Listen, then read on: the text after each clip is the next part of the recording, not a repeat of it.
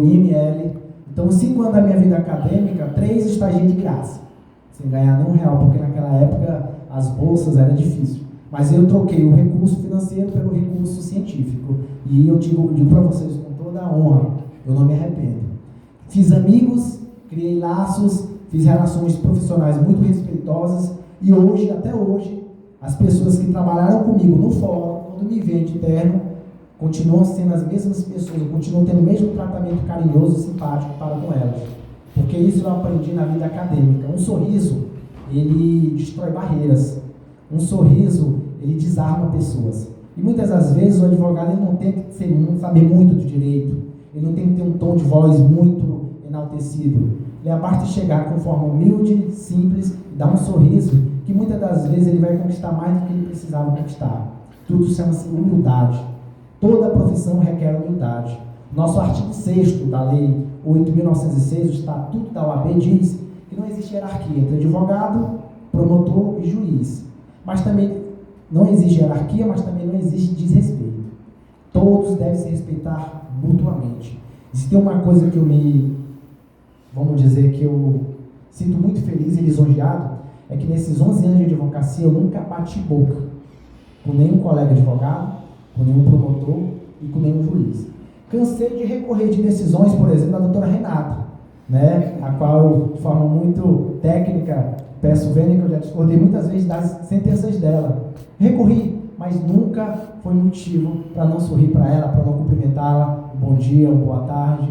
Como qualquer profissional, como qualquer serventuário do Poder Judiciário merece respeito. E o advogado, por estar todos os dias labutando nos corredores do fórum, ele tem esse dever, essa obrigação de respeitar desde o porteiro, os policiais ficam lá na portaria, até o diretor de secretaria e o magistrado. Então, esse tipo de tratamento, eu posso dizer para vocês, coloquem como um planejamento a ser seguido no dia a dia.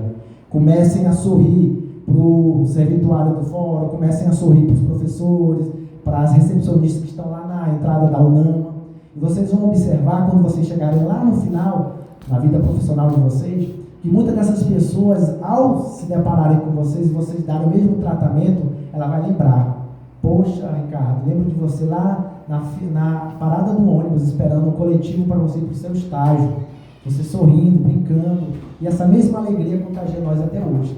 Palavra de serventuários do Fórum aqui de Marabá. Então eu me sinto muito lisonjeado porque isso começou com planejamento. Tem um ditado que diz: me diga com quem tu andas, que eu te direi quem tu és. Eu sempre fui focado em ter os melhores exemplos dos professores, dos meus, vamos dizer, aqueles que ensinavam no estágio, juízes, promotores, delegados de polícia, procuradores de república. Eu buscava me espelhar neles. Será que você um dia é um promotor? Será que você é um juiz, um delegado de polícia? Eu não sei. E hoje eu posso dizer para vocês, foi pensando em ser um deles que hoje eu me tornei um advogado apaixonado pela minha profissão. Porque eu coletei, eu pesquei um pouco de cada um. Eu sei o tanto que é difícil advogar, ser juiz, ser procurador, ser promotor no Brasil. É muito difícil. O tratamento, a quantidade de trabalho, a pressão. Eu conheço colegas que adoecem por falta de planejamento. Porque quando eles veem, por exemplo, a quantidade de serviços acumulados em um pouco prazo para concluir aqueles serviços, eles começam a desenvolver um pensamento da incapacidade. Será que eu dou conta? Ah, não, vou pedir para sair. Quantos servidores públicos, amigos meus de faculdade, pedem licença não remunerada por 1, por 2, por 3 anos para fazer tratamento psicológico? Porque a pressão do serviço público no Poder Judiciário é muito grande. Eu posso dizer para vocês que eu tenho colegas advogados que estão desenvolvendo depressão, porque eles não conseguem lidar com o não do cliente. Aquele cliente que bate na porta dele, toma 1 hora do tempo dele e no final das contas diz: doutor, obrigado, mas eu já tenho um advogado, ou eu não vou lhe contratar, ou se eu lhe contratar eu não vou honrar com seus honorários. Tem advogado que ele não consegue desenvolver esse receio, essa renúncia. É difícil, não é fácil. Por isso que eu digo para vocês, se vocês se planejarem financeiramente, profissionalmente, espiritualmente, tudo flui, desde que você não seja apressado. Tem pessoas hoje que saem da vida acadêmica já querendo colher, sem nunca ter plantado. E aí está o grande dilema da vida. O plantio ele é árduo. Você, além de plantar, você rega. E tudo passa por um planejamento. Um planejamento espiritual, como eu vou te dizer, emocional, profissional, familiar, tudo isso conta. Se vocês serão bons profissionais ou profissionais medianos, só vocês vão perceber isso. Ninguém vai apontar o dedo para vocês e vai dizer, vocês não serão seres humanos de sucesso, porque o sucesso só depende unicamente de vocês. No mais, meus amigos, gostaria de dizer que o planejamento, que hoje essa disciplina aqui, ela é institucional, eu nunca tive essa disciplina na faculdade, na minha vida acadêmica. Estava até agora há pouco conversando com a colega Suene, Paula, a doutora Renata, o tanto que é importante você lidar com essa relação interpessoal, porque ela que vai dizer para você se você vai ter uma boa desenvoltura ou uma desenvoltura mediana, ou até mesmo irregular. E para finalizar, e não me estender muito, porque eu vou estar aberto a perguntas, eu espero estar à altura de vossos questionamentos, gostaria de dizer que uma estratégia que me serviu na minha vida acadêmica, e que talvez sirva para vocês, eu entrei na faculdade de Direito sabendo que eu nunca ia conseguir dominar o direito, porque os professores falavam isso. Não é à toa que tem um professor para cada área, não tem um professor único para dar todas as matérias jurídicas, porque ninguém consegue dominá-las. Então, se eu sabia que a matéria jurídica era muito grande, eu tinha que criar um planejamento. Do meio para o fim, vocês vão ter uma afinidade com matérias A, matérias B, matérias C. Essa afinidade vai dizer, eu tiro as melhores notas dessa disciplina. Naquelas ali eu tiro notas medianas e eu mais para próximas vermelhas. E vocês vão ter que criar um planejamento. Nas que vocês têm mais facilidade, dedicar menos tempo de estudo. Nas que vocês têm mais dificuldade, maior tempo de estudo. Por que eu digo isso? Porque a vida prática e profissional e teórica que vocês vão desenvolver aqui, ela vai refletir no tipo de dificuldade que vocês vão enfrentar quando sair da faculdade.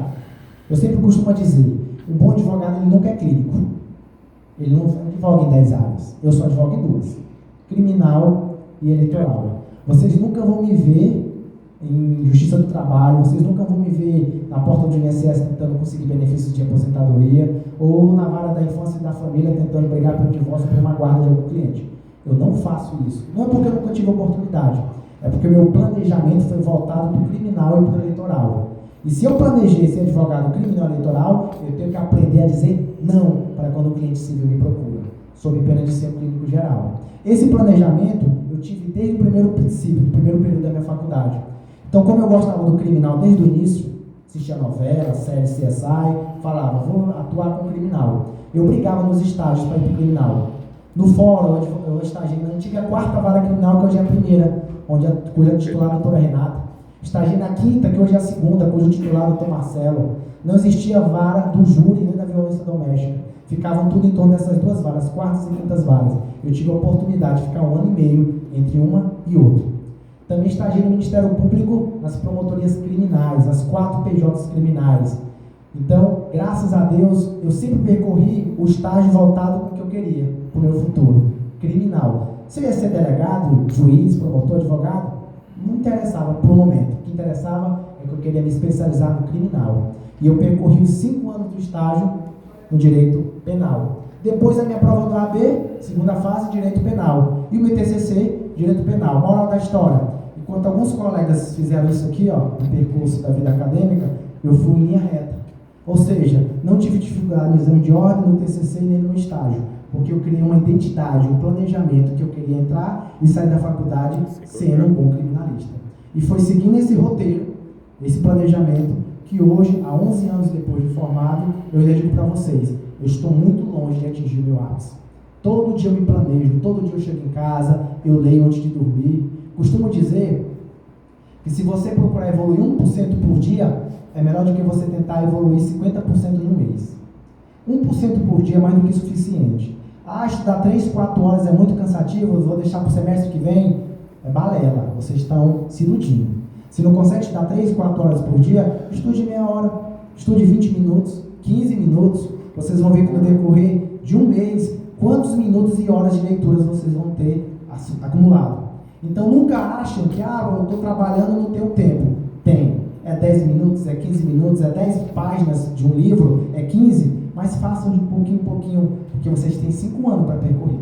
E esse pouquinho em pouquinho vai contar o planejamento de vocês. Vocês estão plantando, estão regando, e daqui 5 anos virá a colheita. Então não se apressem em saber tudo do direito, pelo contrário, namorem, extraiam o conhecimento dos professores Paula, Suene, tudo que puder fornecer para vocês, extraiam esses conhecimentos. Elas têm experiências práticas, empíricas, profissionais muito técnicas. Aproveitem isso antes de vocês mudarem de disciplina, porque o que passa não volta atrás. Tive um professor chamado Oswaldo Serrão, o ícone da advocacia criminal no Pará, que certa vez ele falou: um cavalo não passa selado 2 vezes na frente da mesma pessoa. Se ele passar e você não montar, outro montará no seu lugar. Então, portanto, pensem nisso. Muito obrigado, pessoal.